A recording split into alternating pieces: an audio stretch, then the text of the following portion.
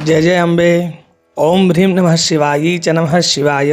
आज हम इस वीडियो के माध्यम से सोम प्रदोष व्रत की कथा को श्रवण करेंगे।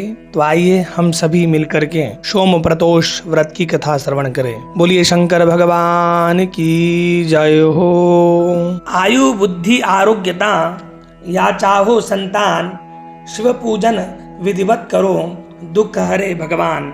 सूत जी बताने लगे कि सोम प्रदोष व्रत से शिव पार्वती प्रसन्न होते हैं, व्रती के समस्त मनोरथ पूर्ण होते हैं। एक नगर में एक ब्राह्मणी रहती थी। उसके पति का स्वर्गवास हो गया।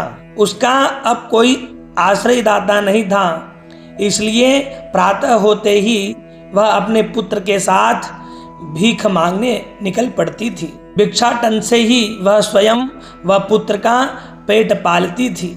एक दिन ब्राह्मणी घर लौट रही थी तो उसे एक लड़का घायल अवस्था में कराहता हुआ मिला। ब्राह्मणी दयावश उसे अपने घर ले आई।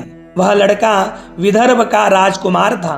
शत्रु सैनिकों ने उसके राज्य पर आक्रमण कर उसके पिता को बंदी बना लिया था और राज्य पर नियंत्रण कर लिया था, इसलिए वह मारा मारा फिर रहा था।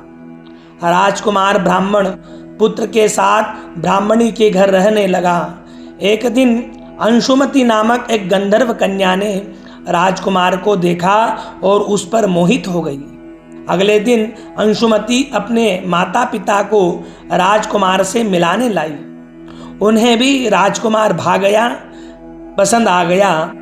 कुछ दिनों बाद अंशुमति के माता पिता को शंकर भगवान ने स्वप्न में आदेश दिया कि राजकुमार और अंशुमति का विवाह कर दिया जाए। उन्होंने वैसा ही किया।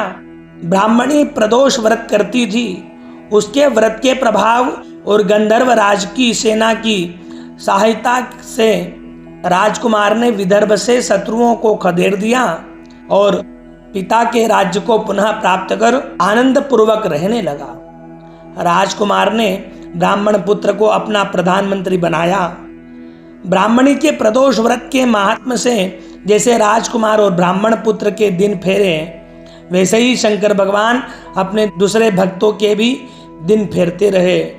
इस प्रकार जो भी मनुष्य सोम प्रदोष के दिन भगवान शंकर का पूजन करेगा, उनकी कथा का श्रवण करेगा और अभिषेक पूजन करेगा, उसकी समस्त मनोकामनाएं पूर्ण होती है। बोलिए शंकर भगवान की जय हो।